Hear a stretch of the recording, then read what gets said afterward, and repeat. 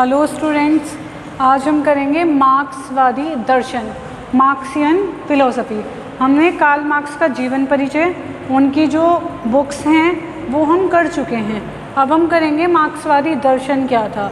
जो Karl Marx थे वो द्वंद्वात्मक भौतिकवाद की हम बात कर चुके हैं कि कुछ भी भगवान का बनाया हुआ नहीं है, सब कुछ उत्पादक और श्रमिक के बीच में ही होता है। तो मार्क्स का द्वंद्वात्मक भौतिकवाद जो है वो क्या कहता है, संपूर्ण विश्व भौतिक है, उसकी प्रत्येक चीज़ भौतिक है। यहाँ प्रत्येक भौतिक कारणों से ही जन्म लेती है।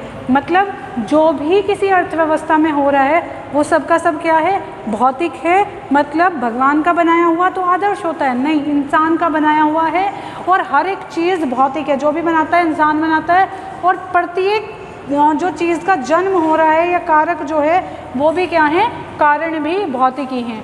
अब देखो ऐतिहासिक द्वंद्व, ऐतिहासिक में द्वंद्ववाद कैसे मिलता है। हाँ, कोई भी जब देश नई तकनीक का यूज़ करता है तो नए संबंधों का उदय होता है। तो क्या होता है, नए संबंधों का उदय। जब भी कोई देश नई तकनीक का प्रयोग करता है तो नए संबंधों का उदय होता है। नए संबंधों के उदय में एक परेशानी आती है कि जो शक्तिशाली वर्ग है वो अपनी शक्ति नहीं छोड़ना चाहता।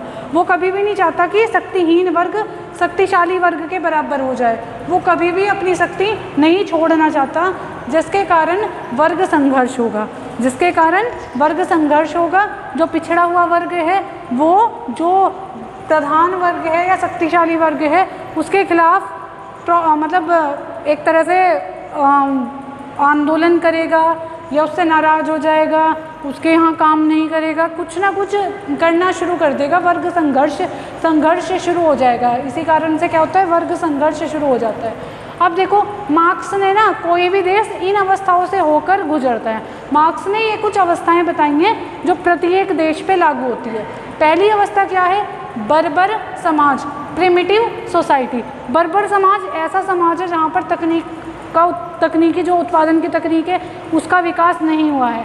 लोग पुराने तरीक़ों से ही, जैसे आखेट में लगे हुए हैं, आखेट का मतलब होता है शिकार वगैरह से अपना जीवन यापन कर रहे हैं। इस तरह का बिल्कुल पिछड़ा हुआ समाज क्या होता है हमारा, प्रिमिटिव सोसाइटी। उसके बाद आता है दास समाज। दास समाज का मतलब स्लेव सोसाइटी, यानी कि यहाँ पर गुलाम कुछ लोग होंगे जो अपना आधिपत्य स्थापित कर लेंगे और गुलामों को खरीदेंगे, गुलामों का क्रय विक्रय किया जाएगा और गुलामों को ही संपत्ति माना जाएगा। जो श्रमिक हैं या जो पिछड़ा हुआ वर्ग है उसे यहाँ पर क्या बना दिया, गुलाम बना दिया।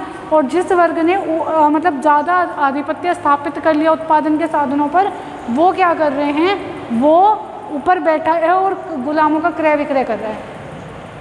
नेक्स्ट इज सामंतवादी समाज, फ्यूडलिज्म। यहाँ पर सामंतवादी समाज में क्या होता है, कृषि प्रधान युग है, उत्पादन तकनीक सुधर गई है, लोग जमींदार बन गए हैं, जमींदारों ने लोगों को भी कुछ ज़मीन पर हिस्सा लोगों का भी है। इस तरह की व्यवस्था आ गई है कि सभी लोगों को तो नहीं दिया गया इक्वालिटी का हक, पर कुछ लोगों को इक्वालिटी का हक दिया गया है। अब पूंजीवादी समाज, कैपिटलिस्ट सोसाइटी, वर्ग संघर्ष उदय होता है। क्यों उदय होता है, क्योंकि उत्तम तकनीक का प्रयोग कर रहे हैं।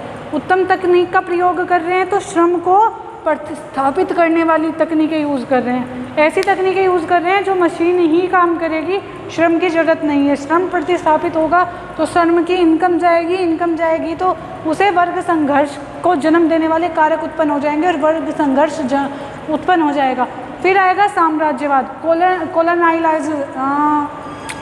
कॉलोनियलिज्म बोलते हैं शायद इसे। कॉलोनी बनने लगेंगी, देश क्या करेंगे, अलग अलग कॉलोनियाँ बना के काम करना शुरू कर देंगे।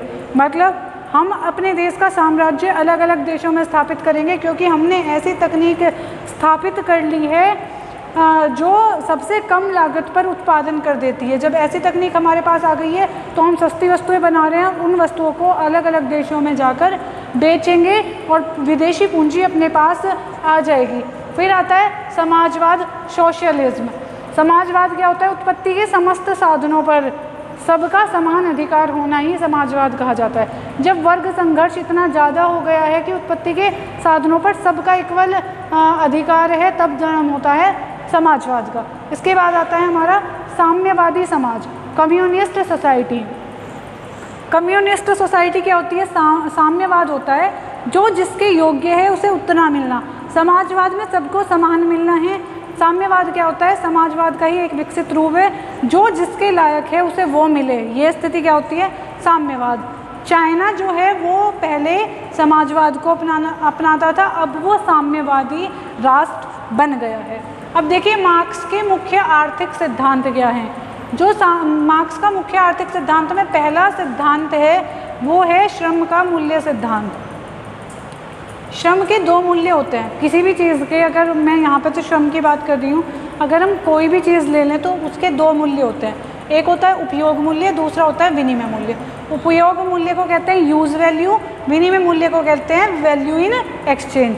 उपयोग वैल्यू जो है वो व्यक्तिवाचक धारणा है, मतलब सबके लिए वस्तु के उपयोग की अलग अलग जो मूल्य होते हैं वो पाए जाते हैं। जैसे अगर कोई व्यक्ति पेन खरीदता है, ये पेन है, पेन का मेरे लिए उपयोग मूल्य बहुत ज़्यादा है, ये मार्कर है, मार्कर का उपयोग मूल्य मेरे लिए ज़्यादा है क्योंकि मुझे लिखना है। अनपढ़ व्यक्ति के लिए उपयोग मूल्य क्या होगा? मार्कर का 0, वो खरीदना ही नहीं चाहेगा।